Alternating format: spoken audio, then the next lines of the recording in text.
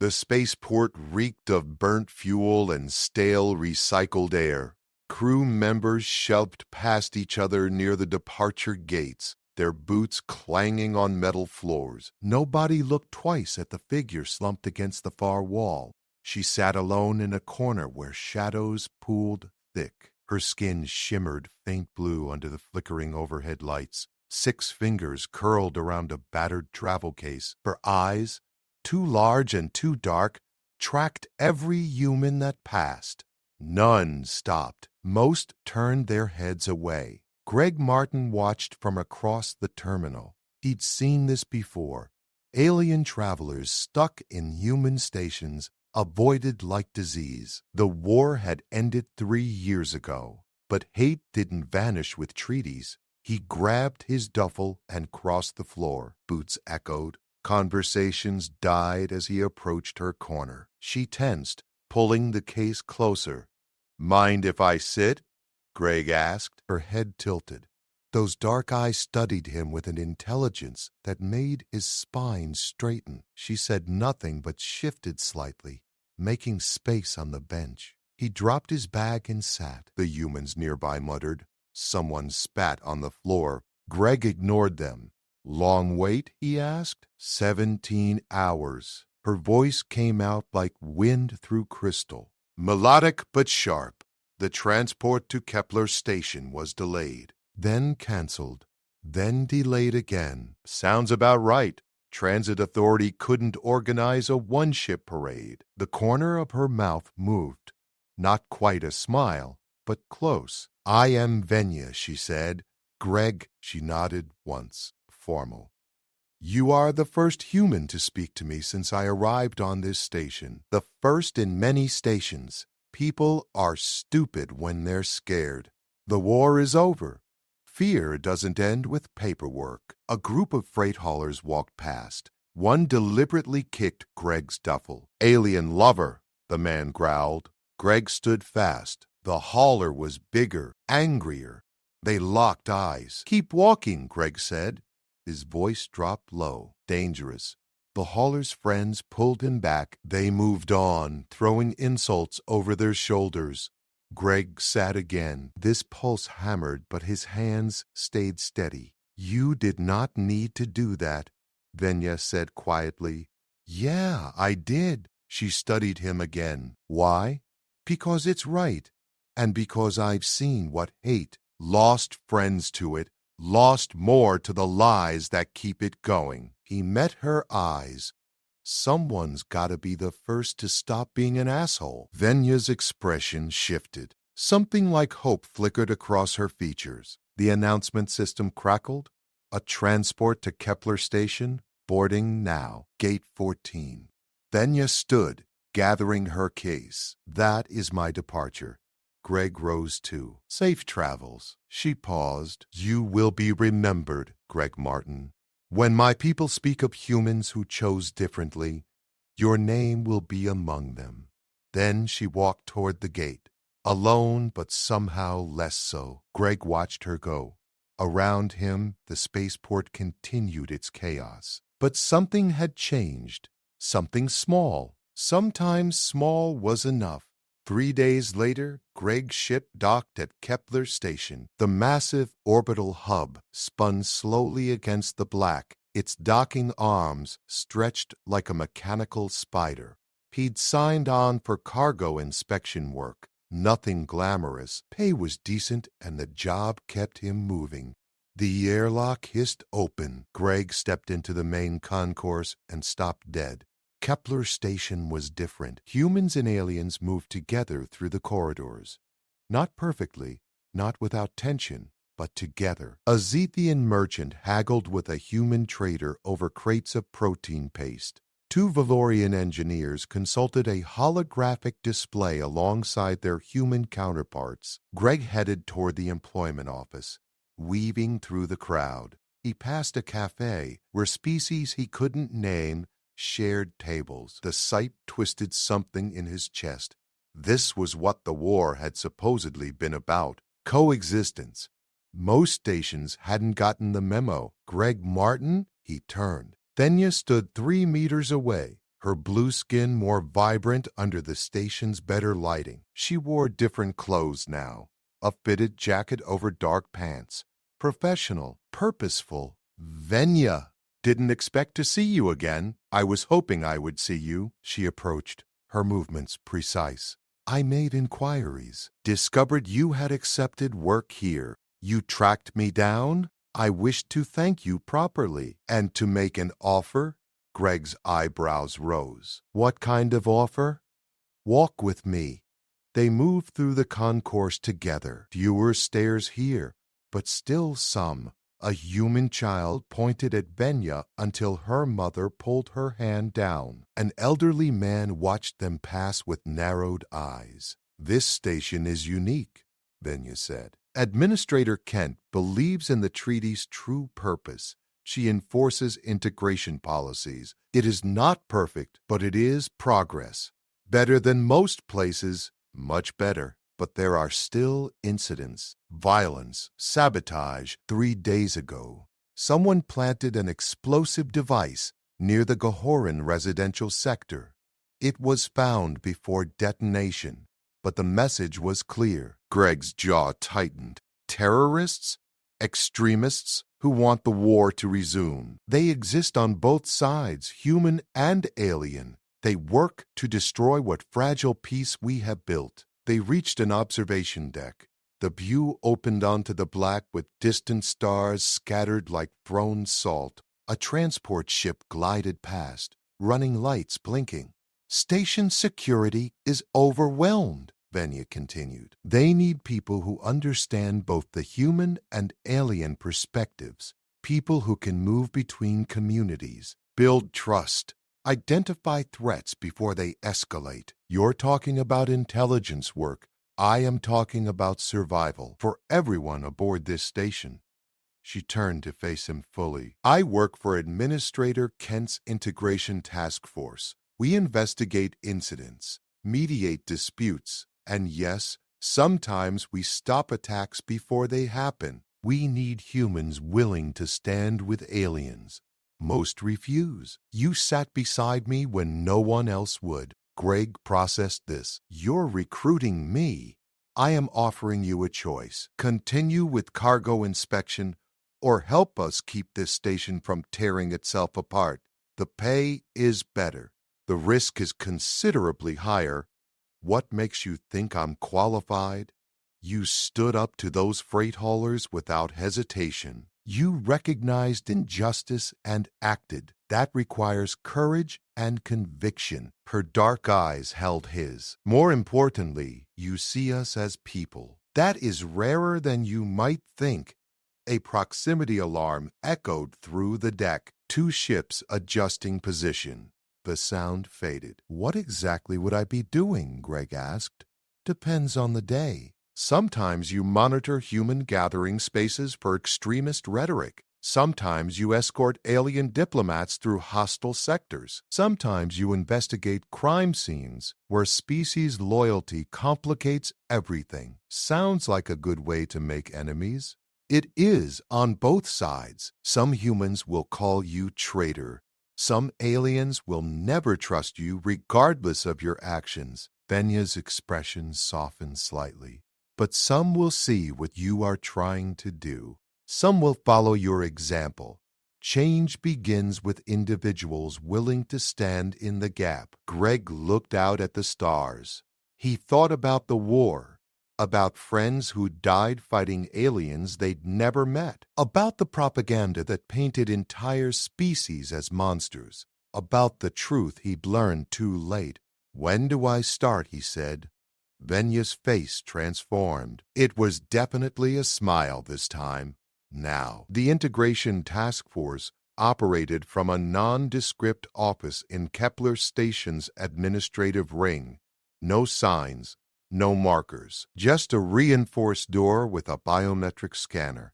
Venya placed her hand against the panel. It flashed green. The door slid open. Inside, the space hummed with activity. Holographic displays covered 3 walls, showing security feeds from across the station. A Kanthari analyst sat at one workstation, her 4 arms moving across multiple keyboards simultaneously. 2 humans argued over a tablet near a weapons locker. Then a massive Drexen stood in the corner, his scaled hide reflecting the blue light from the screens. "Team," Venya announced, "this is Greg Martin. He joins us today." The Kanthari glanced up briefly. Her compound eyes assessed him in half a second. "Another human wonderful. Lieutenant Kessa doesn't trust easily," Venya said.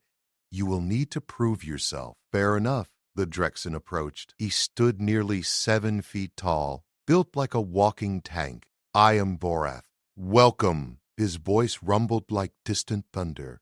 He extended a clawed hand. Greg shook it. The Drexen's grip could have crushed steel but remained carefully controlled. One of the humans broke away from the argument. She was lean, sharp-featured, with scars running down her left arm, military bearing. "Casey Lynch," she said. No handshake offered. "UX military?" "Merchant Marine. Saw action during the war but wasn't front line. So you shot at them." She jerked her chin toward Borath. "I followed orders I shouldn't have followed. Learned better." Casey studied him for a long moment. Then she nodded once. "Good answer. Last human recruit washed out in 2 days. Couldn't handle working alongside aliens without making it everyone's problem." "I'm not him." "Prove it." An alarm chimed. Lieutenant Kessa's hands flew across her keyboards. "We have an incident." Section 7. Human Residential. Reports of an assault. Then you move to the display. Details. Victim is Selduran. Male. Age equivalent to human 20s. Multiple witnesses report a group of human males attacked him near the market corridor. Station security is responding, but they are 12 minutes out. "We're closer." Benya grabbed a comm unit from the desk. "Casey, Greg, you're with me." "Vorath, remain here in case this is a diversion." The Drexen growled, but nodded. They moved fast. The corridors blurred as they ran. Other pedestrians pressed against walls to let them pass. Greg's heart hammered. First day and already into the fire. Section 7 was older, less maintained. The lights flickered. Rust streaked the walls. They rounded a corner, and voices erupted ahead. A Seldarin lay crumpled against the vending machine. His breathing came in ragged gasps. Blue blood pooled beneath him. 3 human men stood over him, metal pipes in their hands. "Step back!" Venya shouted. Her hand went to the weapon at her hip. The men turned. Their eyes were wild, intoxicated, or drugged, maybe both. "This doesn't concern you, alien," the largest one snarled. "This trash attacked my brother last week. We're settling accounts. Your brother was arrested for theft from a Seldiran vendor," Venya said. Her voice stayed level. "This male had nothing to do with it. They're all the same. All thieves, all scum." Casey moved left, flanking. Greg shifted right without being told. "Basic tactics. Contain the situation. Last warning," Venya said. "Drop the weapons and step away." The leader laughed. "You think we're scared of you? There's 3 of us. 5 of us?" Greg said quietly. All eyes turned to him. "You're human," one of the attackers said. "You're with us." "I'm not with anybody who beats unarmed people." Greg's voice carried across the corridor. "Drop the pipes. Now!" "You're a traitor." "I'm a human who remembers what honor means." The leader's face twisted. He raised his pipe. "Then you can bleed with the alien." He lunged at Greg. The pipe swung fast, aimed at his skull. Greg sidestepped, grabbed the man's wrist, and twisted. The pipe clattered to the floor. He drove his elbow into the attacker's solar plexus. The man folded. The other 2 rushed Venya and Casey simultaneously. Venya's weapons stayed holstered. She ducked under a wild swing and drove her fist into the attacker's kidney. He dropped hard. Casey caught the 3rd man's pipe mid-swing, yanked it from his grip, and swept his legs. He hit the deck, face first. 15 seconds. 3 attackers down. Greg kicked the pipes away and knelt beside the Seldarin. The alien's eyes focused on him weakly. "Help is coming," Greg said. "Stay with me, you." Helped. Station security arrived moments later. Medics rushed to the Seldarin. The three attackers were restrained and dragged away, still hurling insults. Venya placed a hand on Greg's shoulder. "Well done. Is he going to make it? The medics are skilled. He has a chance." Casey walked over. The scars on her arm caught the light. "You move pretty well for Merchant Marine. Had good teachers. You made a choice back there. Stood against your own kind. They stopped being my kind when they started beating people for existing." Casey's expression shifted. Something like respect. "Maybe you'll last longer than 2 days after all." 2 weeks passed in a blur of incidents. Greg broke up fights in the commercial sector, escorted Goron families through hostile corridors, interviewed witnesses who lied to his face because he worked with aliens. Every day brought new tension, new hatred bubbling to the surface. But he also saw progress. Small moments, a human merchant helping a Valorian customer find supplies, kids from different species playing together in the recreation dome, an elderly Kanthari woman teaching human children her language. The task force became his world. Venya trained him in alien customs and body language. Casey drilled him on combat tactics. Lieutenant Kessa taught him to read station surveillance like a second language. Vorath shared stories of his homeworld, building understanding through simple conversation. Then the bombing happened. Greg was off duty when the explosion tore through the eastern docking bay. The blast shook the entire station. Alarms screamed. Emergency bulkheads slammed down across multiple sections. His comm unit crackled. Venya's voice cut through the chaos. "All personnel report immediately. We have casualties." Greg ran. The corridors filled with smoke. People stumbled past him, bleeding and disoriented. He helped a Seldaron woman to a medical station, then kept moving. The task force office was organized chaos when he arrived. Every screen showed damage reports. 12 dead, 34 injured. The docking bay was completely destroyed. "What happened?" Greg demanded. "Explosive device planted in a cargo container," Lieutenant Kessa said. Her 4 hands moved frantically across the displays. Sophisticated. Military grade? This was not some amateur extremist. Administrator Kent stood in the center of the room. She was a stocky woman in her 50s, gray hair pulled tight, eyes like iron. This was a message. Someone wants this station to fail. Human or alien perpetrator? Casey asked. Unknown. The device was designed to kill indiscriminately. Species didn't matter to whoever planted it. Venya pulled up footage from the docking bay. The timestamp showed 30 minutes before the explosion. A figure in maintenance coveralls moved between cargo containers. The angle was wrong to see their face. "Freeze there," Greg said. "Zoom in on the hands." The image enhanced. 6 fingers. Clearly alien. Goran Lieutenant Kessa identified. Possibly Zethian. The image quality makes certainty difficult. "So, an alien planted the bomb," Casey said quietly. The room went still. The implications crashed down like a falling bulkhead. "This changes the dynamic," Administrator Kent said. "Human extremists are one problem. Alien extremists mean we are fighting on 2 fronts." "It could be a frame job," Greg offered. "Make it look like an alien attack to trigger retaliation." "Possible, but unlikely," Venya said. Her voice carried a weight Greg hadn't heard before.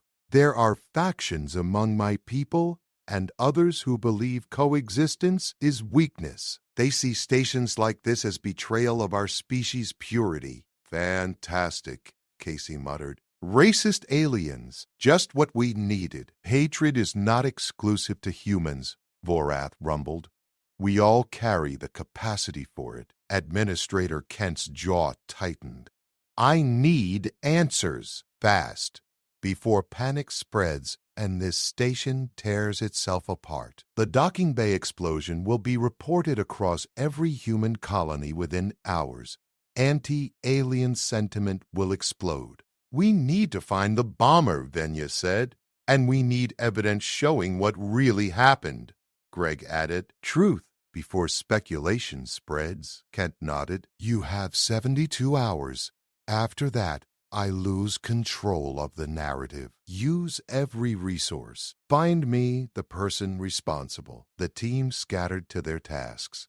Greg found himself at a workstation with Venya, reviewing security footage frame by frame. This is bad, he said. Worse than bad? If humans believe aliens are bombing the station, the treaty supporters lose all credibility. If aliens believe they are being framed, they will assume conspiracy. Venya's fingers moved across the controls. Either way, violence escalates. They worked in silence for an hour. Then Venya froze the footage. There, she enhanced an image from a different camera angle. The figure in maintenance coveralls again, but this time reaching up to adjust something on their collar. The sleeve pulled back slightly. No Seek's fingers. 5. Human hands. It's a disguise, Greg breathed. A human dressed as an alien to trigger exactly this response. We need to trace those coveralls, find out where they came from. Venya was already moving. Her fingers flew across multiple keyboards. Maintenance uniform serial numbers are logged. If we can identify the specific coverall, we can track its assignment. The search took 20 minutes. When the result appeared, Greg's blood went cold. The coveralls were assigned to Section 12, the engineering wing. Reported stolen 3 days ago by a worker named Derek Cole. Pull up Cole's file, Greg said. The profile appeared. Derek Cole, age 32, engineering technician. Clean record, no disciplinary issues. But in the photo, Greg recognized the set of the jaw, the look in the eyes. He'd seen it before, in the freight hauler who'd kicked his bag, in the men who'd beaten the Seldarin, in every extremist who valued species over sentience. I know this type, Greg said. He's a true believer, thinks he's saving humanity. Then he will not stop with one bombing, Venya said. Men like that never stop. Casey appeared behind them. We found something else. Cole accessed restricted station schematics 2 weeks ago. Life support systems, power distribution, structural weak points. He's planning something bigger, Greg said. The docking bay was just the beginning. Derek Cole's quarters were empty when they arrived. The door hung open. Inside, everything was stripped clean. No personal effects, no clothes. Nothing except the single data pad sitting on the bare mattress. Greg approached carefully. Could be rigged. Borath scanned it with a handheld device. No explosives. No chemical traces. It is safe. Casey grabbed the pad and activated it. A message appeared. Text only. You cannot stop what is coming. This station is a disease. Integration is weakness. Humanity deserves better than sharing space with vermin. By the time you read this, the real work will have begun. You chose the wrong side, Task Force. History will forget you. Arrogant bastard, Casey muttered. He wants us to know, Venya said. He is proud of what he is doing. Greg's mind raced. The schematics he accessed. Life support, power, structural points. What's the most damage he could do? Lieutenant Kessa's voice crackled through their comms. I have been analyzing his access patterns. He spent significant time reviewing the central fusion reactor specifications. Everyone froze. If he sabotages the reactor, Borath said slowly, the entire station dies. 15,000 souls. He wouldn't, Casey said, but her voice lacked conviction. He would, Greg said. To him, killing aliens is righteous. Human casualties are acceptable losses, martyrs for the cause. Venya was already moving. We need to reach the reactor chamber. Now, they sprinted through the corridors. Greg's lungs burned, his legs pumped. Around them, station life continued normally. People had no idea they were minutes from annihilation. The reactor level required security clearance. Venya overrode it with her credentials. The doors hissed open. Heat rolled out in waves. The reactor chamber was a cathedral of machinery, pipes and conduits running in every direction. The fusion core glowed at the center, contained by magnetic fields and 3 meters of reinforced shielding. "Spread out," Venya ordered. "Look for anything out of place, any device that should not be here." They fanned across the chamber. Greg checked behind control panels. Casey examined the coolant systems. Vorath used his size to inspect the high catwalks. "Here!" Lieutenant Kessa's voice echoed from across the chamber. They converged on her position. She pointed at a junction box where 4 major conduits met. Someone had opened the panel. Inside, a device was attached to the main power relay. Wires ran from it into the fusion control systems. "That is a cascade trigger," Venya said. Her voice went tight. "It will overload the magnetic containment and flood the chamber with plasma. The explosion will vaporize this entire section." "Can you disarm it?" Greg asked. "I can try. But look at the timer." A display on the device showed numbers counting down. 4 minutes. 18 seconds. "We need to evacuate the station," Casey said. "Not enough time," Vorath rumbled. 15,000 people cannot reach escape pods in 4 minutes. Greg stared at the device. His mind worked the problem from every angle. "Can we separate it from the relay without triggering it?" "No," Venya said. "The trigger is motion sensitive. Any attempt to remove it causes immediate detonation. Then we disarm it here." "I have never seen this design before. It could take hours to understand the mechanism." 3 minutes, 41 seconds. "Then we guess smart," Greg said. He knelt beside Venya. "Talk me through what you see." Her fingers traced the wiring. 3 separate circuits, red, blue, green. One is the timer. One is the detonator. One is redundancy in case we cut the wrong wire. Which is which? I do not know. Casey pulled out a knife. "Then we pick one and hope." "Wait," Greg said. He studied the device.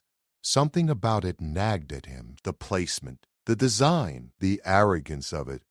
Cole wanted them to find this, wanted them to panic, wanted them to fail. "He's an engineer," Greg said. "He thinks in systems, logic, standard protocols." "So," Casey demanded, "so he built this following standard demolition doctrine. Military training." Greg pointed at the wires. "Red is always live power. Blue is always ground. Green is always signal." 2 minutes, 59 seconds.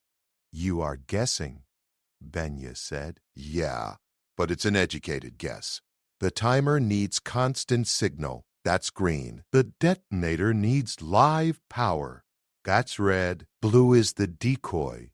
And if you are wrong, we die. If we do nothing, we definitely die." Venya held his eyes. Then she nodded cod green. Greg took the knife from Casey. His hand was steady. Training took over. He isolated the green wire, positioned the blade. 1 minute, 33 seconds. He cut. The timer continued counting down. "It didn't work!" Casey shouted. "Wait," Greg said. 1 minute, 20 seconds.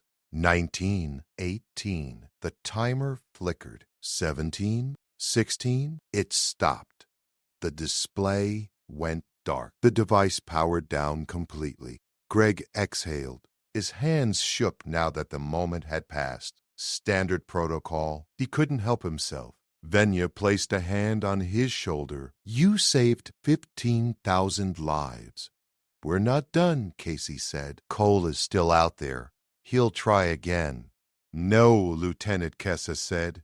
Her voice came through their comms. I have been tracking station movements during your time in the reactor chamber. Derek Cole attempted to board a cargo shuttle 10 minutes ago. Station security has him in custody. Relief washed through the team, but it was short-lived. Bring him in. Administrator Kent's voice cut in. I want answers, and I want them public. The station deserves to know the truth. The interrogation room was stark white. Derek Cole sat behind a transparent barrier, wrists bound, face blank. No remorse, no fear, just cold certainty. Administrator Kent stood on the other side with the full task force. Behind them, a video feed broadcast to every screen across Kepler Station. 15,000 people watched. Derek Cole, Kent began, you are charged with 12 counts of murder, attempted mass murder, destruction of station property, and terrorism. Do you understand these charges? I understand you're a coward, Cole said. His voice was calm. You sold out humanity, built this monument to weakness. You murdered 12 people. I killed traitors and vermin. There's a difference. Greg stepped forward. His jaw was tight. The docking bay explosion killed 8 humans, people you claim to be protecting. Cole's eyes flicked to him. Acceptable losses. They chose to work alongside aliens. They chose contamination. They chose to do their jobs, Casey snapped. They were cargo handlers, engineers, people trying to survive. Survival isn't enough. Purity matters. Humanity matters. Cole leaned forward. You don't get it. None of you do. The war should have ended with extermination. Instead, we got treaties, coexistence, weakness disguised as progress. Venya moved into Cole's line of sight. You hate us this much? I hate what you represent. The dilution of human strength, the corruption of our species. We are not so different, Venya said quietly. We breathe, we feel, we love and fear and hope. You're not human. That's all that matters. Greg watched Cole's face, saw the absolute conviction there. This wasn't insanity. It was ideology refined to its sharpest, most dangerous point. Why the reactor? Greg asked. Why kill everyone? Because this station is a symbol. Destroy it, and the integration movement collapses. Fear replaces hope. Humans remember what we're supposed to be. Dominant, separate, pure. You would have killed thousands of humans to make that point. Martyrs, every one. Their deaths would have sparked the revolution humanity needs. Administrator Kent's expression hardened. You're insane. I'm a patriot. History will prove me right. History will remember you as a murderer, Vorat said. His voice rumbled like an earthquake. Nothing more. Cole smiled. You think I'm alone? You think I'm the only one who sees the truth? He looked directly into the camera broadcasting across the station. I'm one of thousands across every human station, every colony, every ship. We are Legion. We are patient, and we will not stop until humanity stands alone again. The room went silent. The weight of his words pressed down like a collapsing hull. Then Greg spoke. His voice cut through the quiet. You're right about one thing. You're not alone. There are others like you, human extremists, alien extremists, people on every side who choose hate over hope. He stepped closer to the barrier.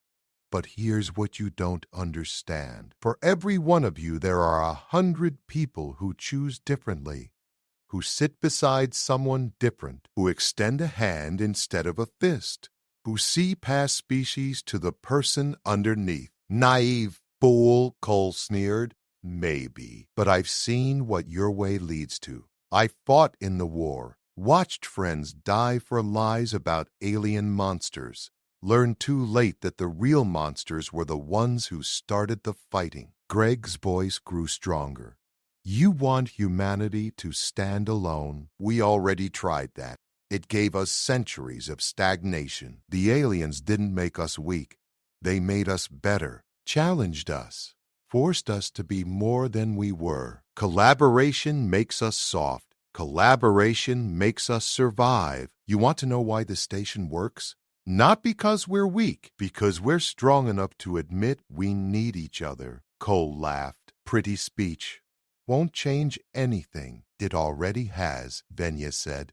She gestured to the screens showing the broadcast. Thousands are watching this, seeing your face, hearing your words, understanding what true extremism looks like. They'll agree with me. Some will, Casey admitted, but more will reject you. You just became the best recruitment tool the integration movement could ask for. Cole's smile faltered, just for a moment. Then it returned. You can't stop what's coming. Others will rise. Others will finish what I started, and we'll stop them too, Greg said, every single time, because that's what we do. We stand in the gap. We protect people, all people, regardless of how many fingers they have. Administrator Kent terminated the feed. The screens across the station went dark. Take him to maximum security, she ordered. Trial begins in 3 days. Security personnel entered and escorted Cole away. He went without resistance, still smiling. When the door closed, Kent turned to the task force. That broadcast will have consequences, both good and bad. The truth usually does, Venya said. Public opinion is already shifting. I'm receiving messages, some support, some threats, some from humans wanting to join the task force. Kent looked at Greg. Your words resonated.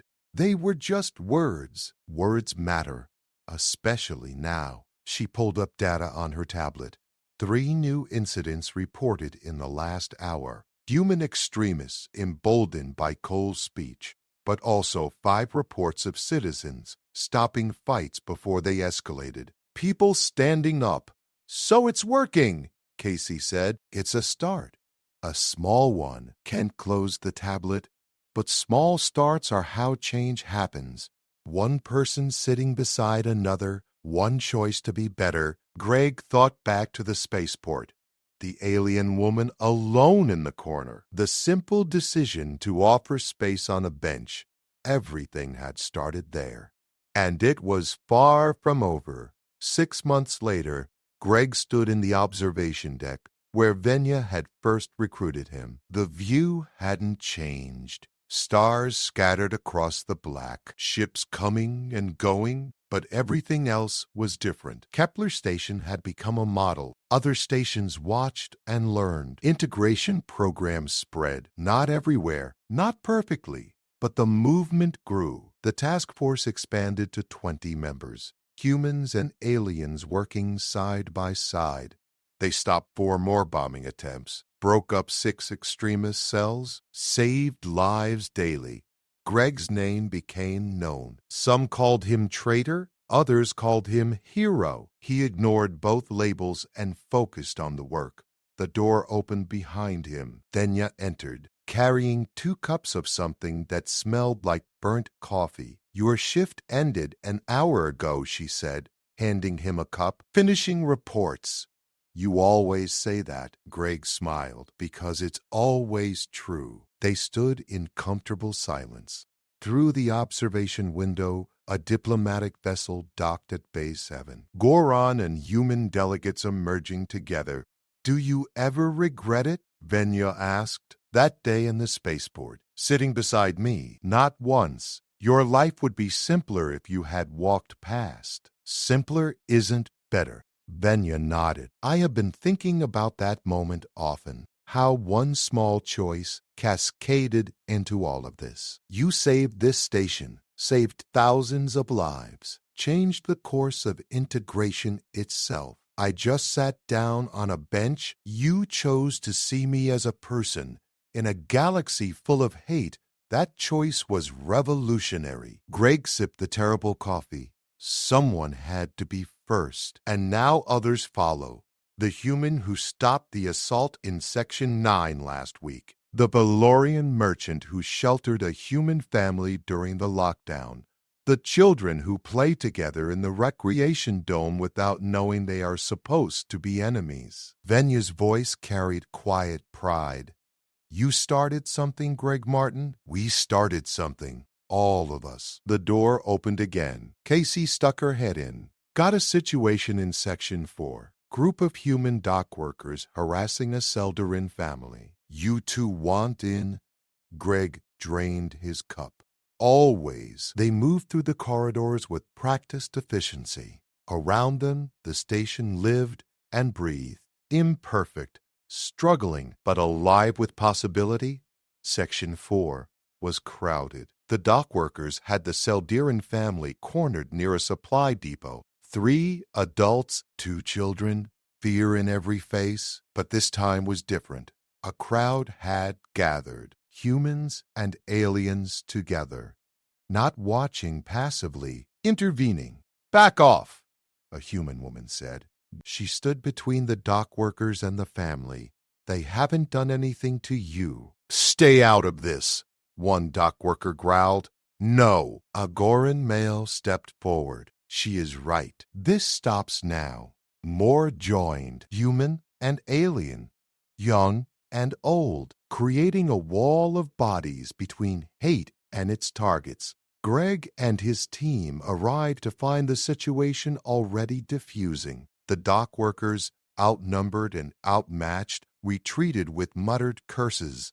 The Seldarine father approached the human woman who had spoken first. Thank you, you did not have to help. Yeah, I did, she said. Then she smiled. Someone's got to be the first to stop being an asshole. Greg's breath caught. His own words from 6 months ago. Coming back, the woman noticed him. Recognition dawned. You're Greg Martin, from the task force. Just Greg. You inspired this. All of us. She gestured at the mixed crowd. We watched your interrogation of Derek Cole.